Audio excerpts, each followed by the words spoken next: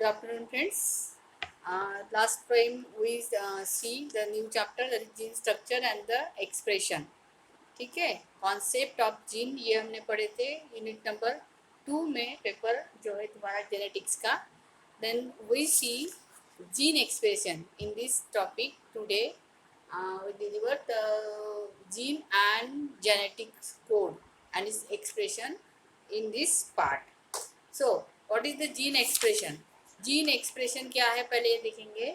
Gene expression is the process the cell uses to produce the molecule it needs by reading the genetic code. अरे genetic code आपके जो unit में है सबसे important part है. अगर आपकी ऑनलाइन एग्ज़ाम नहीं होती, ऑफलाइन होती, तो आपको शायद ये हर साल कोड आता है. जब मैं बीएससी फाइनल में थी मुझे भी जेनेटिक कोड का क्वेश्चन आया था इन लॉन्ग क्वेश्चन में. ठीक है, शॉर्ट भी आ सकता और लॉन्ग भी आ सकता. So in gene expression genetic code is very important. The diagram shows the nucleus, cytoplasm and the its process, that is the transcription, translocation, RNA and DNA का जो रिप्लिकेशन होता है उसमें ये पूरी जो प्रोसेस है हमें पढ़नी है जीन एक्सप्रेशन में. और जीन एक्सप्रेशन में जो नया टॉपिक है वो है सेंट्रल डॉग्मा. तो what do you mean by central dogma? The information from the gene is used by to build a functional product in a process called is the gene expression. But in this process the information flows from DNA to RNA and we become the gives the protein. And for the directional relationship known as the central dogma. And direct relationship किस में है?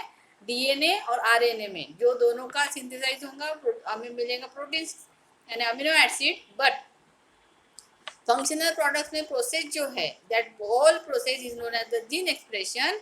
And in this process जो information इसमें ये इधर और उधर flow होती है डीएनए और आरएनए की, the direct relationship between DNA and RNA that is known as the central dogma. यही हमें जीन एक्सप्रेशन में पढ़ना है. Of the molecular biology and transcription of the one strand of the gene DNA is completed to the RNA. तो central dogma ये first of describe किसने किया था? Francis Crick, coined by the pace, that is the central dogma to describe the flow of information from the nucleic acid to protein. So it is the name of the author is Francis Crick first described this phase, that is the central dogma. Then flow of the genetic information. One way flow of the genetic information, that is the central dogma, involves in the three major process. कौन सी three major process है? एक है replication, transcription and the translocation. These three process are important for the flow of genetic information. यानी information कौन सी flow होंगी? DNA RNA की. उसके बाद जो हमें प्रोटीन्स के मॉलिक्यूल्स मिलते हैं in central dogma. So that in that case that is it is a flow of genetic information. But genetic information कौन सी प्रोसेस से फ्लो होती है? So replication, transcription and the translocation. Then पहली जो है replication, it is a process which indicated by the arrow encircling DNA represent the DNA is a template for the self replication. So that is the replication. And transcription means DNA to RNA में जो transcription होता है that process. और transcription में क्या होता है? DNA RNA indicate all the cellular RNA synthesized on the DNA by transcription process, and the transcription is the process of the creating a complementary RNA, that is the sequence of the DNA. So all that process is happened in the transcription. But transcription किसका? RNA to DNA का. Then translocation में RNA to protein. Transcription में RNA DNA to RNA. But translocation में क्या होगा? RNA to proteins. ये जो flow of information है. Translation is the process by which mRNA is decoded and translated produce to the polypeptide sequence. But polypeptide sequence में कैसा? That is known as the protein. But proteins कहाँ से flow हुआ है? RNA to protein. And it is circular flow में जब हम देखते हैं 1968 Berry suggested a circular flow of information, that is the DNA transcribe. But DNA transcribe में क्या होता है? जब प्रोटीन सिंथेसाइज होता है RNA and RNA synthesize to DNA. तो ये जो प्रोसेस है डीएनए के बाद सिंथेसाइज होगा RNA, RNA synthesize the proteins, then again protein synthesize RNA and the पूरा वापस आएगा डीएनए के बाद. So that process is known as the circular flow of the information. और ये फर्स्ट सजेस्ट की थी 1968 में बेरी ने. So this process and this diagram shows the circular flow of the information. ये जो आपको एक डायग्राम दिख रही है, the diagram shows the three process, that is the replication, translation and the transcription. The three process are very important for central dogma process. And the transcription में RNA and DNA में polymerase का जब synthesize होता है RNA processing में, we get the translation of the polypeptide change and then the central dogma जो cases में RNA जो यूज होती है information to string the amino acid together into the protein. यानी जनरली ट्रांसक्रिप्शन एंड ट्रांसलोकेशन में RNA का processing जो होता है दैट इज वेरी इम्पोर्टेंट. हमने जो पहला कॉन्सेप्ट ऑफ जीन पढ़ा था, कॉन्सेप्ट ऑफ जीन में इंट्रॉन एक्सॉन क्या है ये पढ़े थे हमने. उसके बाद स्प्लिस की प्रोसेस जो है आरएनए में that is very important for the central dogma. Then review of the reverse flow genetic information. अब रिवर्स कैसी होती है? रिवर्स ट्रांसक्रिप्शन मीन्स क्या? द रेट्रो यानी पीछे आना. Then flow of genetic information from the RNA to DNA is the hallmark of the retrieval replication cycle. क्यों? क्योंकि process of reverse transcription is generate, जब जनरेट होती है कहाँ पे? साइटोप्लाज्म में. Linear DNA duplex via and interact with series of the steps. और वो स्टेप कौन सी है? ट्रांसक्रिप्शन और ट्रांसलेशन. और ट्रांसक्रिप्शन किसका? डीएनए का और आरएनए का. Then process synthesis process will start and we get the proteins, and proteins of the reverse flow genetic information is very important. That first described in the 1970, that is the Temin नाम का जो एक scientist था उसने 1970 में report किया था ये reverse flow genetic information. The reverse transcription which is synthesized DNA from the single strand RNA. यानी जनरली हम डबल स्टैंडर्ड डीएनए देखते हैं, पर जब तेमिन में 1970 में ये रिपोर्ट किया था तो उसमें रिवर्स ट्रांसक्रिप्शन में डीएनए सिंथेसाइज होता है पर सिंगल स्टैंडर्ड आरएनए उसमें टेम्पलेट रहती है. Then it's finding gives rise to the concept of the dogma reverse and suggesting that the sequence of the information flow is not necessary from the DNA to RNA and to protein, but can take action from the RNA to DNA process. और ये जो है modern concept में अगर हम देखेंगे कि central dogma में क्या है, बायोइन्फॉर्मेटिक्स जो कॉन्सेप्ट है उसमें जीनोम, देन जीनोम में जो एक्शन होती है ट्रांसक्रिप्शन में, and then again translation, then we get the process of the protein synthesis. So this is the gene expression of the second unit, second part. Then new important chapter is the genetics. So आपको ये जो gene expression है इसमें replication, transcription and the translation, ये तीनों भी जो process है ये पूरी प्रोसेस पे ही सेंट्रल डॉग्मा का पूरा चैप्टर और उसकी प्रोसेस पे डिपेंड है. Then genetics code. पहला what is meant by the genetic code? Genetic code is a term we use for the way that four bases, कौन से है? A, C and G and TS. ये जो तीन base है it is the together in the way that is the cellular machinery and the ribosome can read them and turn them into a protein. In the genetic code, each nucleotides in a row count as a triplet and the code for the single amino acid.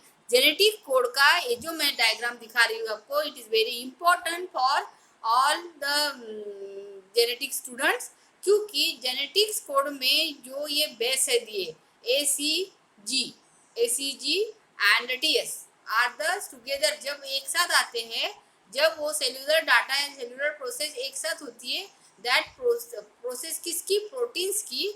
And in that nucleotides in the row, nucleotides की जो chain रहती है ये एक रो में रहती है, and it is as a triplet and the code for the single amino acid. Then अब इसमें जो जेनेटिक कोड जो समराइज किया है इसमें कि ये जो पूरे कोड है दिए, ठीक है, तो ये चारों भी एक साथ जब बनते हैं फर्स्ट लेटर, थर्ड लेटर और सेकंड लेटर में, so that relationship among the amino acid and the codon, so whole thing is found in the genetic code which is the given in the diagram. Then if we consider just single nucleotide, अगर single nucleotide का code है, that changes is very different consequences depending the whether they occur in the gene or upon DNA based substitution are effect to change the third base. अगर उसमें एक भी code change होता है तो उसमें जो आपको कोड दिए हैं, CAG है, GAG है, GAA है, ये इसमें चेंज हो सकते हैं। Specify that such a silent mutation are called the synonymous mutation, यानी अगर कोई भी कोडॉन इसमें चेंज होता है, ठीक है, ये जेनेटिक कोड में, so that type of term is known as the synonymous mutation. Then इसमें देखनी है आपको प्रॉपर्टीज कि जेनेटिक कोड कौन सी प्रॉपर्टी से बना है। एक जेनेटिक कोड में ट्रिपलेट कोड है, दूसरा non ambiguous and the universal code, degenerate code, non overlapping code, commaless code, start and stop codon and polarity. These are the properties of the genetic code. Then पहले इसमें हम एक एक करके property describe करेंगे। Triplet code. A codon or the code word is defined as a group base that specify an amino acid. There is a strong evidence says to prove that sequence of the three nucleotides codon for amino acid in the protein that is the code is the triplet. यानी triplets means क्या, ये जो अपना आपका code है, ये 3 U है समझो, UCU है, UAA है, UUG है, that is the pair of the codon, but ये कहाँ आता है, ट्रिपलेट कोड में। एंड द 4 बेसिस न्यूक्लियोटाइड के रहेंगे, यानी 4 आपको कहीं दिख रहा है क्या, जनरली नहीं है, एकदम से लास्ट में थर्ड स्टेज जब आती है उसमें आपको 4 इसका कोड दिखेंगे।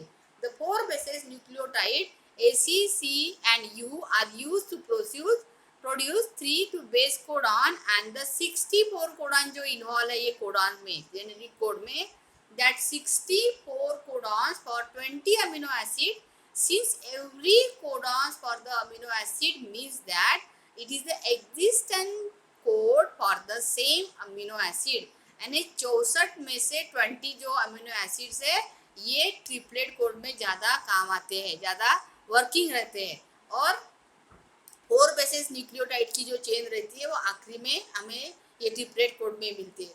दूसरा कोड जो है तुम्हारा कॉमालेस कोड। कॉमालेस कोड में क्या है, no room for the punctuation in between which indicate that every codon is adjacent to the previous without any nucleotide between them, यानी ऐसा कॉमालेस कोड है जिसमें आपको कोई भी दूसरा कोड मिलेगा नहीं, यानी कॉमालेस, ठीक है। सो that is the non-overlapping code, and this code reads sequentially in the group of the 3 nucleotide which become a part of the triplet, never become a part of the next triplet. Example 5UCU3 codes for the genetic code and the 5AUG3 code for the methionine group. Then degenerate code. अब degenerate code किसको बोलेंगे, एक single code और उसमें दूसरे जो रहेंगे वो एक डबल रहेंगे, जैसे UUG है या AUG पूरा अलग। Every amino acid except a ट्रिप्लन tryptophan and the methionine group माने AUG, that is coded by the various codon, and that is a few codon are synonyms, and this aspect known as the degeneracy of the genetic code। अब degeneracy क्यों दिखती है, क्योंकि जो mitochondria का code जो study करते हैं तो उसमें ये कोड की हमें यानी ये कोड UG है, ये कोड दिखता है। देन दूसरा जो प्रॉपर्टी है नॉन एम्बिगिनस और द यूनिवर्सल। यूनिवर्सल मीन्स क्या, the genetic code is non ambiguous which is mean bye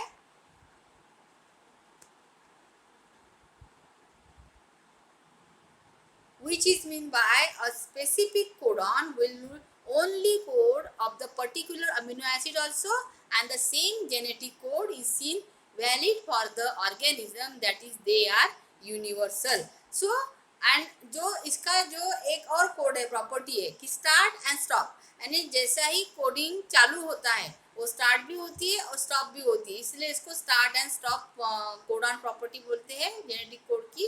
and generally AUG codon is the initiating or the start codon for the polypeptide chain start either with the eukaryotics or the prokaryotic cell. यानी formaldehyde अगर formaldehyde मिथोनिन है तो prokaryotics और only मिथोनिन है तो eukaryote में हमें ये प्रॉपर्टी मिलती है. कौन सी? Start and stop codon property. Then on the other hand UAG, UAA and UGA यूनानिन ग्लास्पो अमीनो एसिड, ठीक है, are called as the termination codon or the stop codon. These are not read by the tRNA molecules and they never code for the any amino acid. Then दोनों भी इसमें अगर देखा जाए ये पूरी प्रॉपर्टी में कि अमीनो एसिड्स कभी हमें डबल फॉर्म में मिलेंगे, कभी सिंगल फॉर्म में. So that is very important in the genetic code. Then exception to the code. Exception mean क्या कि genetic code is a universal since similar codon are assigned to the identical amino acid along with the similar start and stop. यानी start भी हुआ है, stop भी हुआ, but specific signal आने के बाद. And stop codon to amino acid is very important for the acceptance of the code. Then apart from these both, then कौन से code? GUG and AUG. It may be code for the methionine as a starting codon. All through GUG is meant for the valine, and this break property is important for the genetic code, and it can be said that a few codes often differ from the universal code or the non-ambiguous code. Then ये जो आपको मैंने ये diagram दिखाई थी कौन सी वाली, अपने जेनेटिक कोड की, सिर्फ 2 मार्क के लिए ये डायग्राम आपको पूछी जाती है. पर फर्स्ट लेटर जब है UCAG और इसमें ये जैसा तुम्हारा मेंडल्स का चेकर बोर्ड रहता है वैसा ही ये कोड है, ठीक है. यहाँ पे भी यू है, यहाँ यू है, इसकी बनेंगी उसकी पेयर. पर ये पेयर बनने के साथ साथ कब वो स्टार्ट होता और कब स्टॉप होता जेनेटिक कोड में, it is very important process for the genetic code. So this is the second chapter, that is the genetic code and gene expression. Next in next lecture we see the